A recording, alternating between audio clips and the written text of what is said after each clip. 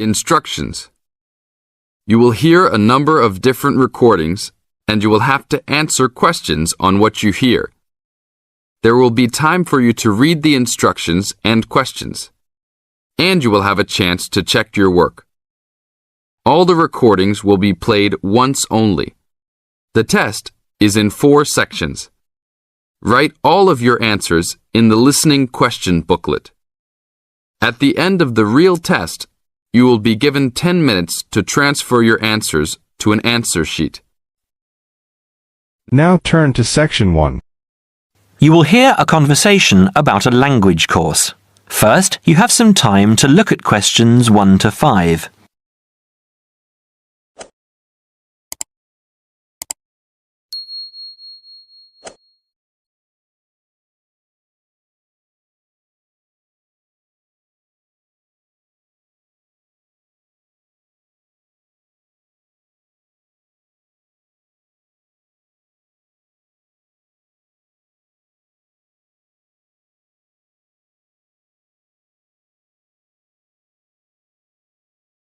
Now we shall begin. You should answer the questions as you listen, because you will not hear the recording a second time. Listen carefully and answer questions 1 to 5. Peterson. John Peterson. Could you spell that for me, please, Mr. Peterson? P-E-T-T-E-R-S-S-O-N. That's a double T and a double S. Am I right? That's right. Now, could I ask you where the course takes place? Well, we offer courses in Hamburg and Berlin. For your level, there's never a problem.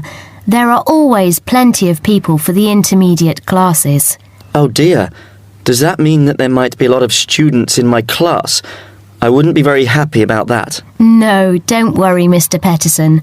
The maximum class size is 12, but I've never known there to be more than 9 or 10 in a class. It could even be 5 or 6. Good. Actually, I'd prefer to study in Berlin. And how long is the course? 3 weeks, 5 hours a day. 2 hours only on Saturday. Sundays free. I see. And what about accommodation? There you have a choice, Mr. Peterson. You can either stay with a German family who are used to having such guests, or you can stay on the university campus, or we can book you into a nearby bed and breakfast. Is there a big difference in price? Not really. Staying with the family works out the cheapest, and the bed and breakfast is a bit more money. Staying on the university campus comes somewhere between the two price-wise, but Berlin is not too expensive anyway. Which do you recommend? Well, if you want to practice your German and be part of a German family, I would recommend staying with a family. Our families are all hand-picked, and we've never had any sort of complaint. Yes, I'll probably do that then. What are the dates of the course? The first summer course starts on the 1st of June in Hamburg and a week later in Berlin, which is what would concern you as you have chosen the Berlin course. That's the 8th of June. The next course would begin on the 2nd of July and then... The 2nd of July course would be perfect for me. Can you put me down for it now? Certainly, Mr. Peterson. Can I have your address, please? 26 Mayfield Drive, Orpington, Kent. I'm afraid I can't remember the postal code. Don't worry, Mr. Peterson. I'll check on it. Before you hear the rest of the conversation, you have some time to look at questions 6 to 10.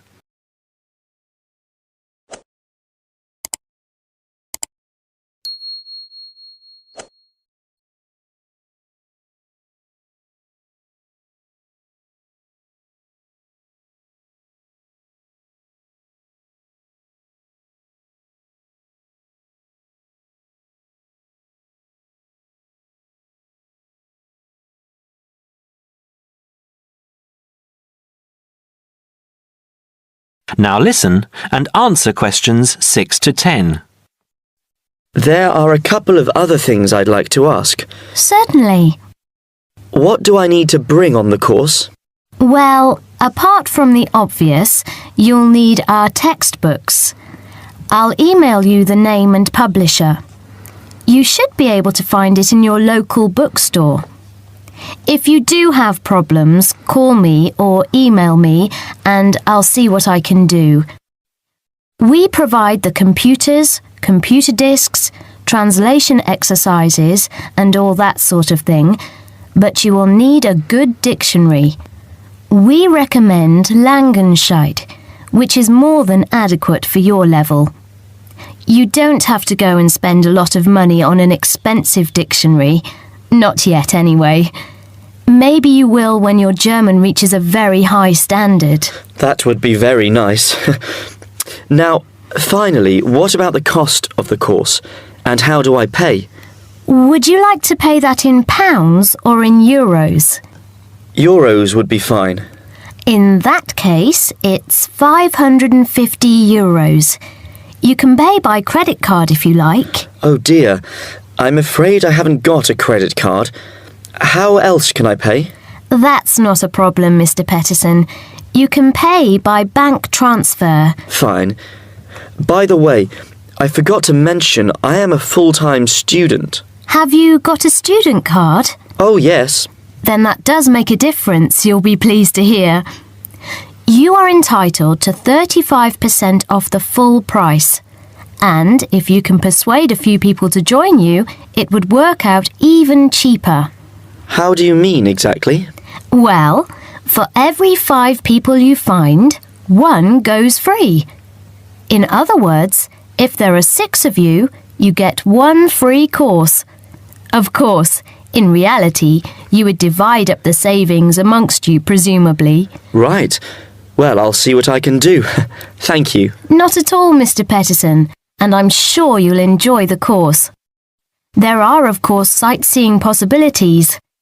Would you like me to send you our brochure describing them? Yes, thank you. I'd appreciate that. Anyway, thanks for your help. If I want to call back, who do I ask for? Susanna, I'm here most of the time. That is the end of part 1. You now have half a minute to check your answers.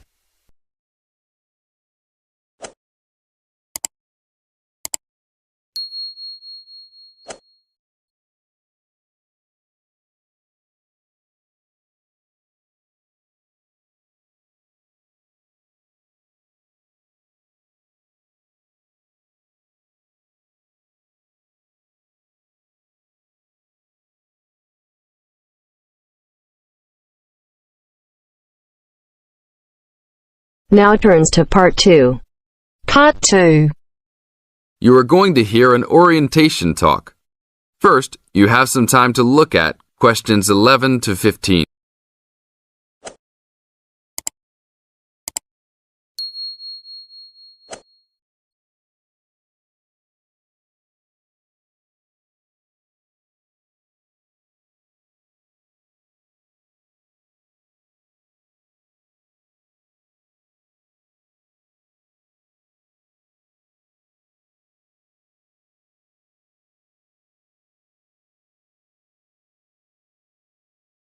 Now listen to the tape and answer questions 11 to 15.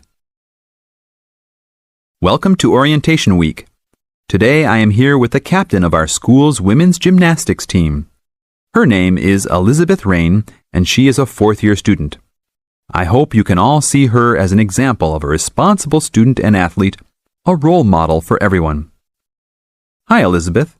Thank you for stopping by our Orientation Week. Thank you for having me. Welcome to our university, everyone. If there are any of you thinking about joining our school's athletic program, I would strongly encourage you to do it. Being a part of the gymnastics team has been one of my best experiences during my time at this school. It has taught me so much about teamwork and friendship, and has even taught me how to improve my academics by prioritizing my time. I have some questions that I am sure the students will want to know the answers to as well. First of all, How did you find the time to do well in classes as well as train for gymnastics? Prioritizing is the key. You must be very organized. Every day I wake up and I know what I must do for the day. I plan things in order of importance. For example, if today I have a competition for gymnastics in the afternoon, then I know I have to finish my homework and studying in the morning. In other words, keeping an organized schedule of your priorities is very important.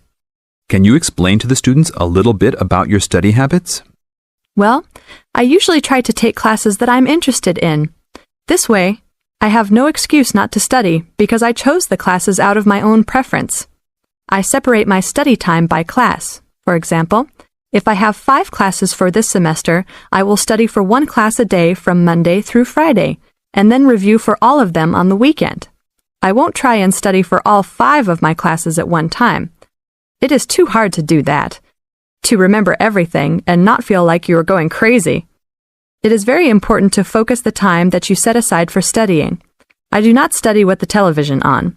I try to keep away from all distractions because I find that I learn better that way. But of course, how each individual will study depends on each person. Now look at questions 16 to 20.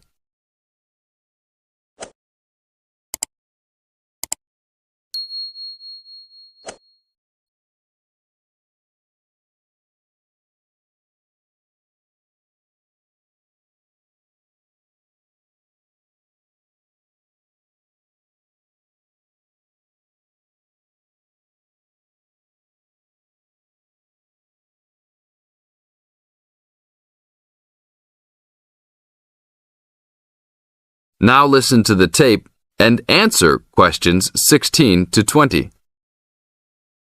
That sounds like good advice. Let's talk a little bit about your gymnastics career. How long have you been doing this sport for, and what has been the best moment of your college participation? Well, I've been participating in gymnastics since I was a kid. My parents got me involved in the sport. The best moment. I would have to say that there is not one single instance that stands out in my mind as the best moment, but more of a whole experience. My first year in university was definitely one of the best years of my life. I met my best friends that year and really learned to grow up and be independent. Our team went to the national championships that year, and it was an incredible experience, so I would count the whole year as my best experience in college. How about the worst moment? It is true everyone goes through bad experiences. My worst experience would have to be the fall of last year when I broke my wrist. I was unable to participate in sports for the remainder of the year and had to learn how to write with my left hand. I guess when I look back at it though, even though I wouldn't wish this to happen to anyone, this experience definitely made me stronger as a person. It taught me to look at life with a new perspective and to really value the friends and family that are important and close to me. Thanks for your time, Elizabeth. Do you have anything else you want to tell the new students? Just have a good time. Don't stress out too much, but be responsible for your actions. Work hard and play hard. That's my motto for life. That is the end of part 2. You now have half a minute to check your answers.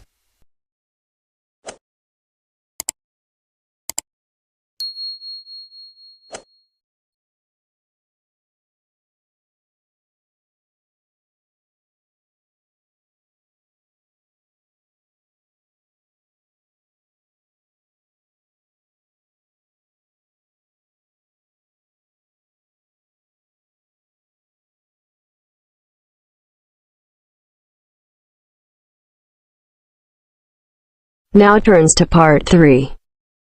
Part 3. You will hear 2 friends discussing what to study at Mitchford University. First, you have some time to look at questions 21 to 27.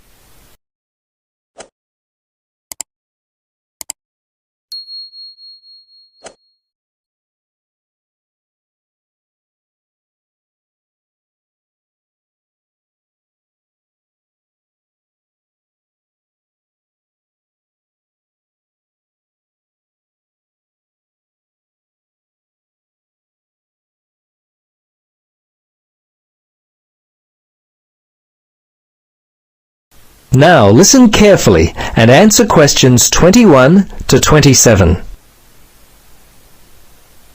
Hello, Gloria. Hi, Paul. I just heard that you're studying psychology this year.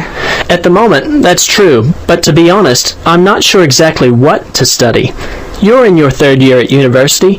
Do you have any advice for me? Well, it's a difficult question for me to answer, but I do have some ideas based upon my personal experience that may be of help. Anything would be helpful at this point. I'm feeling a little worried about what I should do. Well, there are a few things that I would recommend. Firstly, ask yourself, what do you really enjoy studying? For example, maths, English, science? This will help you decide what course you should do.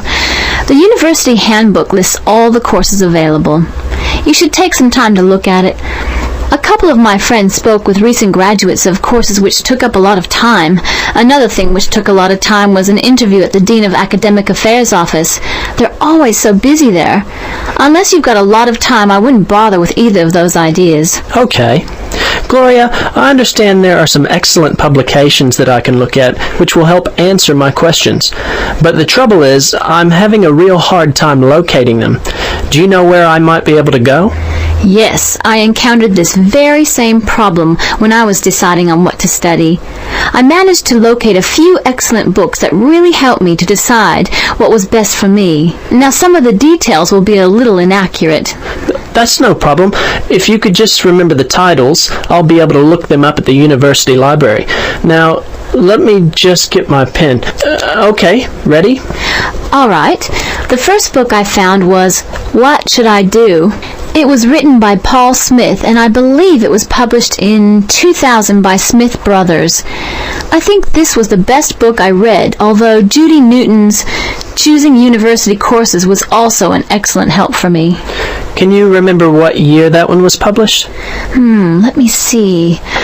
Most of the books I read were published around the same year, 2000, I think. I can't remember who published it. I think it was Printers Limited. You'll have to check that one out yourself. No problem. This is just what I've been looking for. Anything else you could recommend? Yes, there was one other book which I remember because my cousin works for the publishers Brown and Tate. He started there in 2002. Anyway, the book's called Surviving University and was written by Julie White.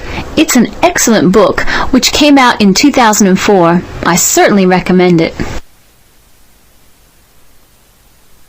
Before you hear the rest of the conversation, you have some time to look at questions 28 to 30.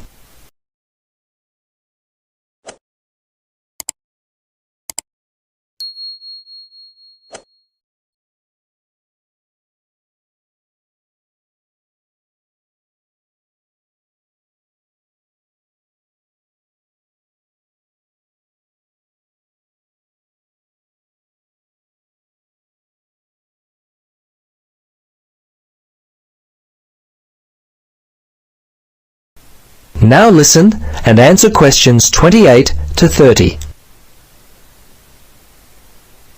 Gloria, this discussion has been so helpful. I wonder if I might ask one more question. Sure. What would you like to know? Well, I'm wondering why you finally decided to study psychology. Well, what helped me to decide was my interest in working with people. I think that's what you've got to really decide in your own mind. Do people give you energy or do they drain you of energy? I asked my friends what they thought of my idea, and most of them thought it was a good choice. Yeah, you know, I think my parents or family members who know me well would be a good place to start. I think if you like to research subjects, you might prefer to work by yourself. That could help you to decide what area you should study. For me, I like working with numbers, and I knew psychology involved a lot of this, so that also helped me to choose my course of study. The bottom line is you've really got to know what you naturally like to do. Once you work that out, you simply choose areas of study that relate to those things. Well, Gloria, I can't thank you enough for your time. Would you be interested in joining me for a coffee? That is the end of part 3. You now have half a minute to check your answers.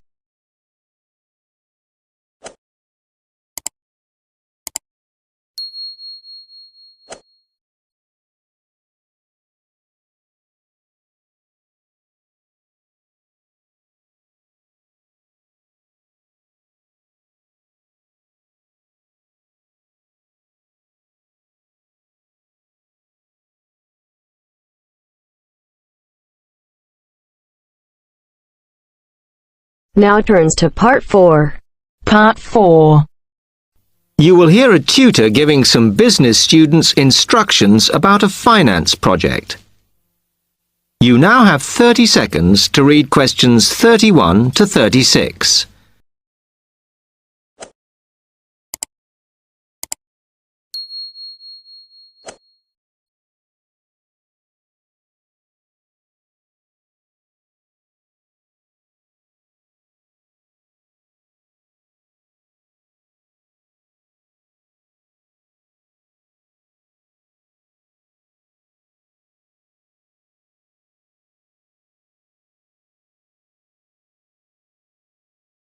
Now listen carefully and answer questions 31 to 36. Okay, can you quieten down, please? Now, today I'm going to talk to you about your assignment. We've been studying the effects of the exchange rate, so I'm going to give you a project to do on this. Right, can you make some notes while I'm talking? The first thing that I'd like you to do in order to prepare this is to select where you're interested in. I mean, which country, and therefore which currency you're going to be operating in. Okay, now the purpose of the project is to make money, and I'm hoping some of you will make a significant amount. So, I want you to suppose that you have £100 that you will have to invest purely in the rises and falls of the exchange system. In other words, you'll be trying to predict rates. This is a project that you'll be doing together, but before you work together, you'll have to go off and research what you need to know about the economy of that country and how well it's doing or is expected to do in the near future. You could all make up a little information sheet with your notes on, clearly legible, because then I want you to get together, we can do that next week, and to go round and read about each other's countries. When you see how well or badly each country is doing, I want you to decide what your exchange rate is going to be against all the other currencies. After that is all sorted, what you're going to do is go round the other students and attempt to sell your money to the others. Remember, this will depend on the success of your country's economy and the rate you fixed for your currency. Now, you're not allowed to just swap currencies with each other, but you may wish to buy from the other countries. But you must do a proper transaction. All the way through this, you must keep your accounts properly for each transaction. I'll give you 1 week to do this, and then we will set a time for the deals to finish, a bit like the stock exchange. And at that point, I will ask you to calculate how much you have made. Is that clear? You now have 30 seconds to read questions 37 to 40.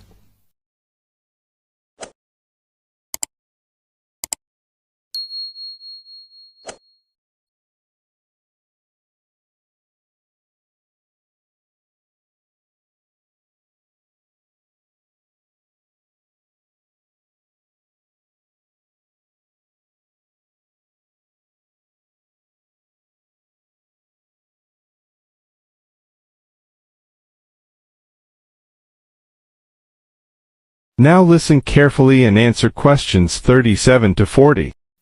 Okay, now before you begin that, there are a few things I want you to read up on to prepare. You need to look at the economies of the UK's main trading partners. I don't mean all of them, because that would be over 80, but just the 29 principal ones. There are summaries in the last 3 books on the book list I've given you.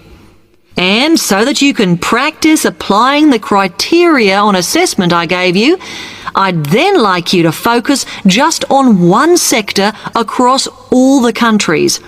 The most common one across every country is farming. But as much agricultural produce is for domestic consumption, I'd like you to look at manufacturing. Then I would like you to do a detailed investigation of one particular aspect. I was going to give you a choice, but I think as we've just started the course, it's better if we all look at the same thing and then we can discuss it in the seminars. So the thing I'd like you all to look at is fluctuations in import prices. Now, you need to do all that before you start the project, as it will help you assess the economies of the countries you'll be representing in the project. Don't worry, you've got plenty of time. Exam week is December the 8th. Then it's the holidays until January the 6th, so I don't need the project in till February the 5th. Is that okay? Now, any questions on this? Because it is... That is the end of part 4. You now have half a minute to check your answers.